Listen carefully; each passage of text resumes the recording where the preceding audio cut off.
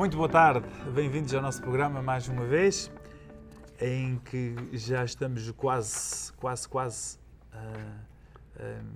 nesta reta final deste ano, já é quase novembro, o tempo já começa a mudar, mas o que não muda é a palavra de Deus, que estamos aqui para compartilhar convosco neste programa a nossa vida, a nossa fé. Uma vez mais, aqui estou eu com o Sr. Padre Marta, em que vamos entrar nas leituras de hoje que nos vão falar daquele homem que representa todos nós, que tem muita cegueira, mas que quer ver. Não é assim, Sr. Padre? Então, boa noite também, boa noite ou boa tarde, se ainda estamos Já é noite. Antes do sol pôr.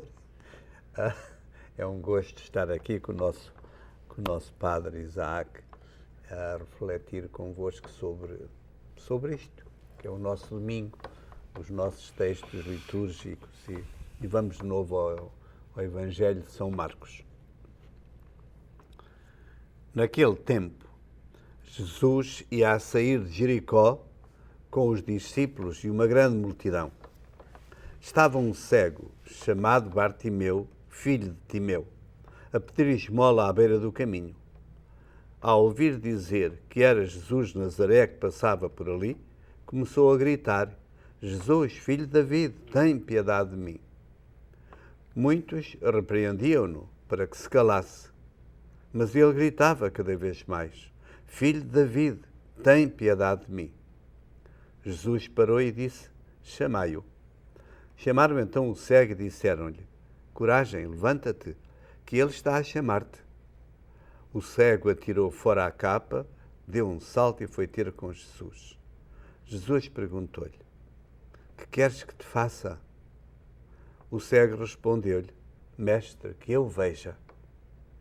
Jesus disse-lhe: Vai, a tua fé te salvou.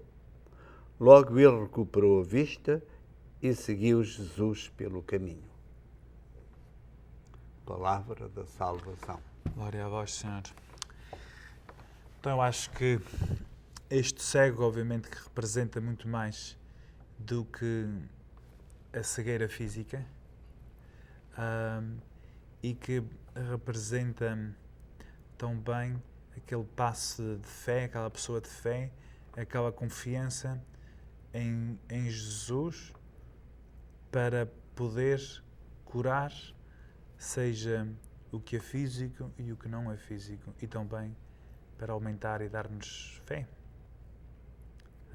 Eu acho que quando eu li este tema, a primeira ideia que me veio à cabeça foi por acaso que é agora neste tempo, que é a festa da Nossa Senhora de Fátima em Torton. E quando era criança, cheguei aí várias vezes porque o meu pai tinha uma prima que vivia mesmo em Torton e depois nós íamos lá mais vezes e depois ia sempre com o meu padrinho, que era o Tio Ramiro, e às vezes naquela procissão que era com muita gente, não é? A expressão das velas à noite, muita gente, em que muitas vezes o carro que tinha os microfones ficava longe e que às vezes bem cá para trás já não se ouvia o terço ou não se ouvia o cantar. E o que é certo era que o meu padrinho não se importava se as pessoas estavam cantando ou não. Ele cantava embora que estivesse sozinho. E rezava em voz alta, ainda mesmo que fosse sozinho. E eu acho que nada. Teve várias vezes que ele apertava a mão com uma certa vergonha. Vergonha dele, vergonha por mim, porque estávamos ali e ele era o único que cantava alto e era o único que rezava alto. Eu acho que no Evangelho também temos algo parecido, que é, esse homem era cego e ele estava a gritar com toda a sua voz alta, porque alguém lhe disse, ele talvez sentiu que ia passar alguém, disseram, vai passar um homem que se chama Jesus, ou talvez já eu tinha ouvido disso, não é? E depois ele começa a gritar, e nota-se que as pessoas começaram a repreender. A repreender porquê? Porque estava a fazer muito barulho, estava a fazer... Eles tinham vergonha de ter aquele homem ali, está a passar alguma pessoa tão importante, e aqui está este cego a fazer este barulho todo, não é? E o que é certo é que ele não se importou saber com as pessoas o que é que diziam. A única coisa que ele se importava saber é que ele já tinha ouvido qualquer coisa sobre Nosso Senhor e ele tinha a fé que Nosso Senhor o ia curar e não se importava saber o que é que as pessoas iam dizer. Eu acho que isso é para nós um grande exemplo de como é que devemos de ser como pessoas cristãs. De não ter vergonha da nossa fé em Nosso Senhor. Nem ter vergonha de gritar, não é? Exatamente. Ter vergonha de gritar. Eu estava com muito gosto a ouvir-te falar dessa tua rumagem a Thornton através do teu padrinho, do senhor, como é que se chamava? Ramiro, não era? O senhor Ramiro. Que bonito, eu gostei muito dele. Eu lembro muito bem de algumas conversas que tive com ele, lembro muito bem e sempre admirava. De facto, é isso mesmo, é o homem de fé. Os outros podem rezar ou não, ele podia estar muito longe, lá os microfones não chegar até aos seus ouvidos, mas ele estava ali com a sua fé. E quando a pessoa está com a sua fé, eu penso que não, tanto se lhe dá, podemos não querer incomodar ninguém, mas não nos importa muito que estarmos numa atitude diferente daqueles que nos rodeiam, não é? E se calhar esta é a mesma atitude deste homem. Se há um aspecto importante, penso que há aqui um aspecto importante, e foi assim que eu vi, ou que eu aprendi, quando, já depois de ordenado, eu fui fazer uns anos para a Espanha, sobretudo para tentar estudar os novos métodos de ensino e depois aplicar isto à catequese. Portanto, a minha formação foi um bocadinho aí. E recordo este texto era o texto paradigma de uma perfeita catequese. Mas o que disseste está perfeita, encaixa perfeitamente bem nessa linha de uma perfeita catequese. O que é isto de catequese? Catequese é sempre um processo que começamos, seja como crianças ou como adultos, quando queremos perceber alguma coisa, ou vamos para um texto, vamos para uma catequese bíblica, ou vamos para uma catequese de igreja ou de batizados, ou isso assim. Portanto, um catecúmeno. O que é que um catecúmeno faz? Inicia o seu processo. Está à beira do caminho. Meio cego. E daí começa por perceber e aceitar a sua cegueira. E começa por perceber e aceitar que é possível, talvez seja possível, libertar-se da sua cegueira. E nesse caso, numa atitude religiosa, o processo é ver que essa libertação da sua cegueira, esse começar a ver, é agarrar-se à pessoa do Filho de David, é agarrar-se à pessoa de Jesus Cristo. E agarrado a Ele, certamente vai começar a ver. Agarrado a Ele, vai abrir-se à sua mensagem, abrir-se à sua questão. Estou-me a recordar neste momento, era de facto o texto paradigma de uma catequese catecumenal para todos, e nós neste tempo, e penso que isso é o que importa trazer aqui, para quem nos está a ver ou nos está a escutar, todos nós, na nossa vida, que é que nós não somos, senão todos nós sofremos um pouco de certas cegueiras, mesmo a nível da fé.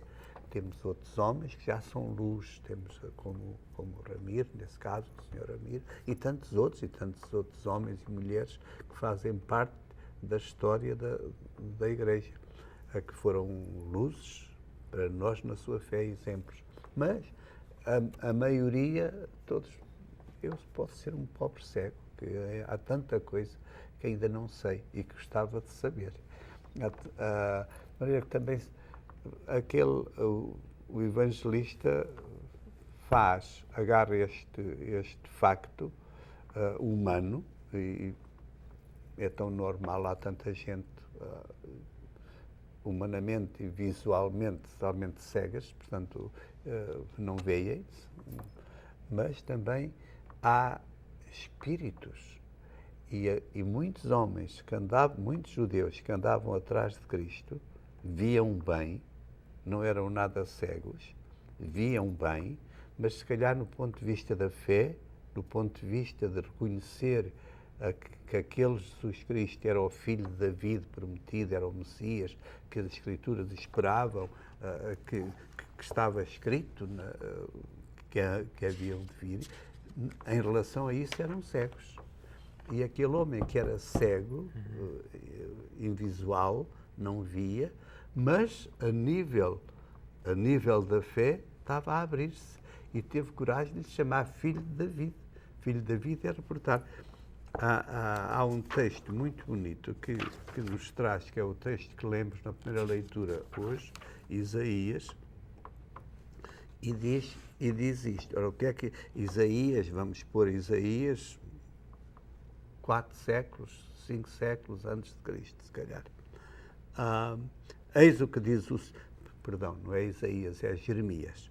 Eis o que diz o Senhor: soltai brados de alegria por causa de Jacob, a família de Jacob, dos crentes, enaltecei a primeira das nações. Fazei ouvir os vossos louvores e proclamai: o Senhor salvou o seu povo, o resto de Israel. Vou trazê-los das terras do norte e reuni-los dos confins do mundo. Entre eles vêm o cego e o coxo. Vem a mulher que vai ser mãe e aquela que já deu à luz. É uma grande multidão que regressa. Eles partiram com lágrimas nos olhos e eu vou trazê-los no meio de consolações. Levá-los-ei às águas correntes por um caminho plano, onde não tropeçam, etc. Penso que é bonito, Isaac, esta questão esta esperança que estava escrita, que estava firmada naquilo que eram as sagradas escrituras para aquela gente, mas muitos eram autenticamente cegos perante essa esperança. Bem, não é? acho que, como diz o povo, que a pior cegueira é aquele que não quer ver. E depois do intervalo, que vai começar agora, nós vamos regressar para tirar um pouco mais desta cegueira, e especialmente daqueles que não querem ver. Até já. KNXT thanks all its loyal viewers and respected businesses who have supported your Catholic television station. Now you can support KNXT with program underwriting by having your name, your company's name, or organization associated with your favorite program. Detailed information about you or your company will appear before and after each program or day part you select. Keep the quality and spiritual message alive and make a difference. Call 559-488-7440 today or go online at knxt.tv to find out more about program underwriting on KNXT. Muito bem, aqui estamos cá de novo outra vez. Muito obrigado pela sua companhia. E antes de ir para o intervalo, nós estávamos a falar daqueles que são cegos, mas que façam o processo para ver, e aqueles que são cegos por querer, porque não querem ver.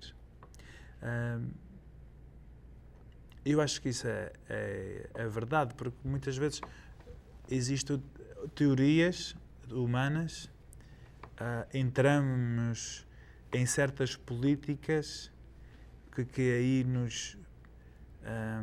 quase que nos obrigam a tomar certa posição, e depois não queremos ficar mal aqui, e começamos a ficarmos cegos a estas realidades, à fé, não é?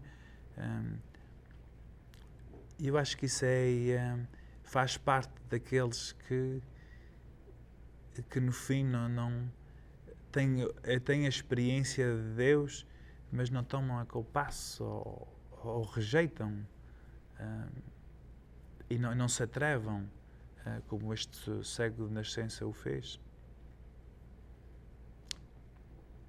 Não acham? é a nossa história, no fim de contas é a história humana e é aquilo que nós vemos tantas vezes. Há pessoas.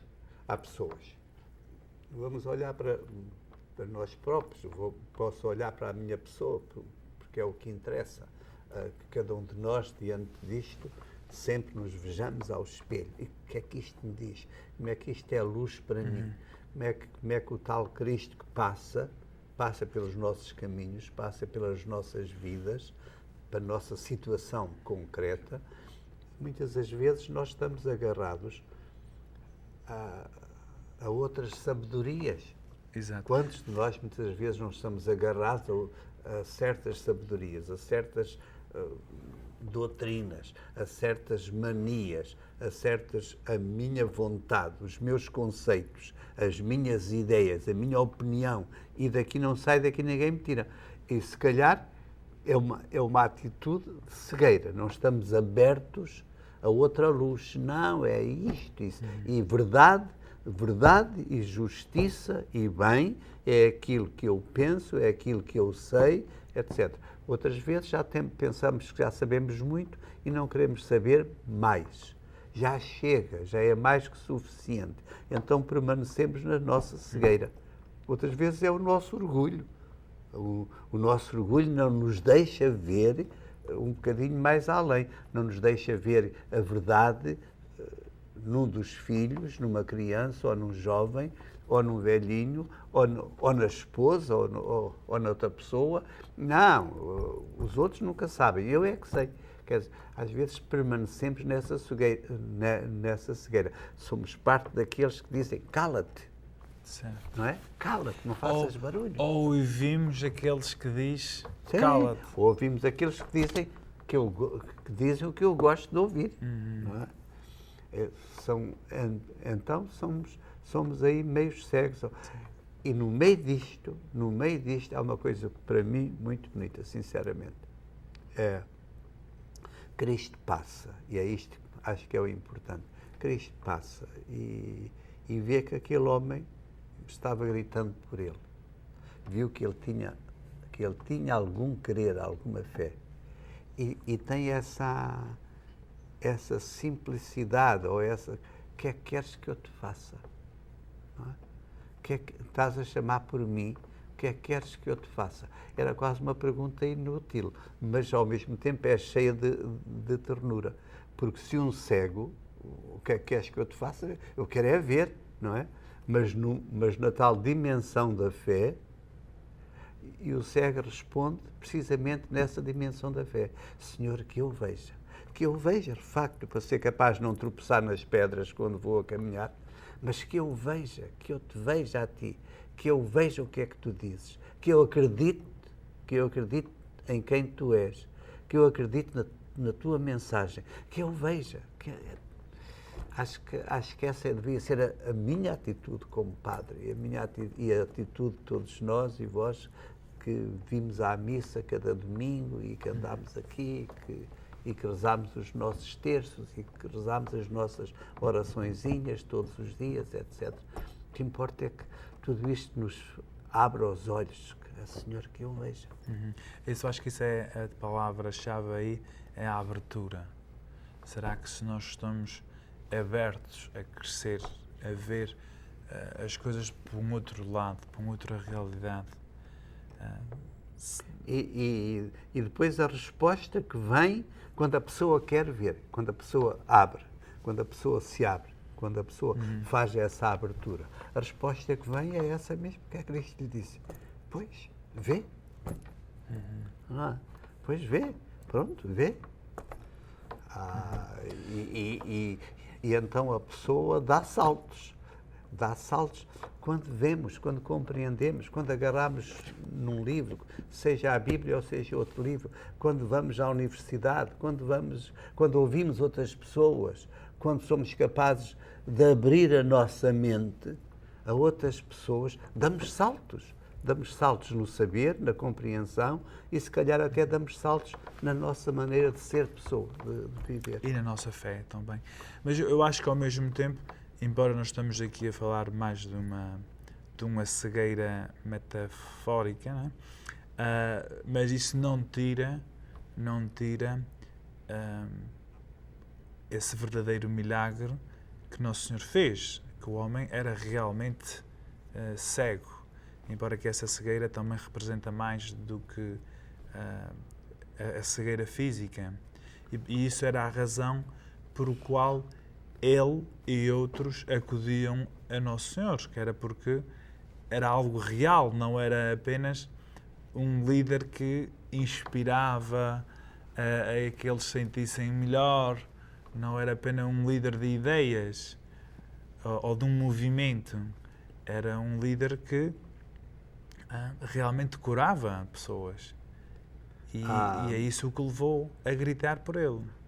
Há outros textos na Bíblia ou nos Evangelhos que podemos trazer para aqui, quer dizer, Cristo um dia queixou-se, não recordo o texto evangélico, para as citações eu sou muito pobre, Cristo um dia queixou-se, vós não quereis ver, estáis tão agarrados a Moisés, mas estáis tão cegos, estáis tão agarrados a Moisés. Se de facto visseis bem o que é que Moisés diz, Moisés falou de mim. Moisés falou de mim, mas estáis tão agarrados a Moisés que ou não quereis ver, ou então a vossa maneira de estar agarrados a Moisés é errada. E ainda há um outro texto que é há aqueles que não veem, realmente não veem, não fazem o bem porque não são capazes, ou não puderam, ou não sabem, e há outros que não fazem o bem porque não querem. Há outros que não veem a verdade porque não querem ver. São teimosos, são tercos. Mas é assim, como por exemplo nos dias de hoje, a questão do aborto, por exemplo, em que nós vemos na televisão aqueles vídeos e aqueles doutores e outras pessoas a cortar as partes dos meninos e será que não têm consciência, não querem ver? Ou os alemães, os nazis no tempo dos campos de concentração, será que eles não viam o mal? Esse exemplo que foste buscar, sobretudo das mães em relação ao aborto, eu penso, há uma coisa, evidentemente nós podemos ver isso também num ponto político, etc, etc. Mas se há pessoas, a mim faz muita confusão essa questão, não me deem desculpas, eu posso admitir que há certos falhanços na vida de um casal ou de uma mulher que engendrou ou gerou um filho quando não queria gerá-lo. Foi por acidente, foi por descuido, foi por violação, etc, etc. Mas aquelas pessoas que já tiveram já têm a sua maternidade assumida, que têm a sua experiência de maternidade, se há pessoas que sabem o que é ser mãe e se há pessoas quando é que a vida começa a ser vida, acho que são as próprias mães, acho que são as próprias mulheres. Não venham cá, não venham desculpar-se com teorias deste médico ou daquele cientista ou deste ou daquele político para justificar uma coisa que elas estão fartas de saber como é que isso é e como é que isso começa e como é que está. Faz muita confusão isso. Eu penso que é ver, mas não querer ver. Não querer ver. E até talvez existe como uma cegueira social, porque quase como passa a ser como uma doutrina, um erro que passa a ser real, em que todos acreditam na linha, naquilo, e embora que vejam a prova à sua frente. E aí já até tem mesmo ódio à prova. Eu acho que isso aí ainda fica mais interessante numa sociedade nos dias de hoje que diz tanto científica e que só acredita naquilo que é provado cientificamente e há tanto ciência para aqui e ciência para ali, mas não chamam a ciência como, por exemplo, porque é que os cientistas não vêm dizer quando é que a vida começa? Porque é que não definem? A vida começa aqui. Porque é que não vão chamar os cientistas para dizer se é quando a criança começa a ter o seu próprio coração ou o seu próprio sangue, diferente do sangue da mãe? Ou seja, na concepção. Há uma cegueira social, tens razão, aquela cultura que é este tampão cai sobre nós, é uma cultura que vem, mas é uma cultura que se compra e que se vende, é uma cultura que ao serviço do dinheiro, do comércio, e então isso de facto é um tipo que faz cegueiras, provoca cegueiras. Não é a cultura da inteligência, a cultura do coração, a cultura da consciência. A pessoa sujeitou-se, deixou de ver a nível da sua consciência para aceitar uma outra luz que está ao serviço é do interesse, é do dinheiro, é da quanto dinheiro, etc. Mas dava pano para muita manca. Não, mas isso é que é a verdade. E também nesta questão dessa cegueira coletiva, entra esta atitude de que não existe a verdade, em que nós vivemos neste tempo onde tudo é relativo, a verdade já não existe, a opinião minha é igual à opinião de qualquer um outro, e aí é difícil de sair deste pensar. Muito bem, mais uma razão para sermos cristãos e amar a Jesus, para ver se nós podemos ver alguma coisa. Isto não quer dizer que somos melhores nem piores que outros, simplesmente quer dizer que temos uma outra luz que nos ajuda a ver mais além do meu desejo, daquilo que eu quero, daquilo que eu penso. Muito bem, muito obrigado pela vossa companhia e boa noite e até outro domingo, se Deus quiser.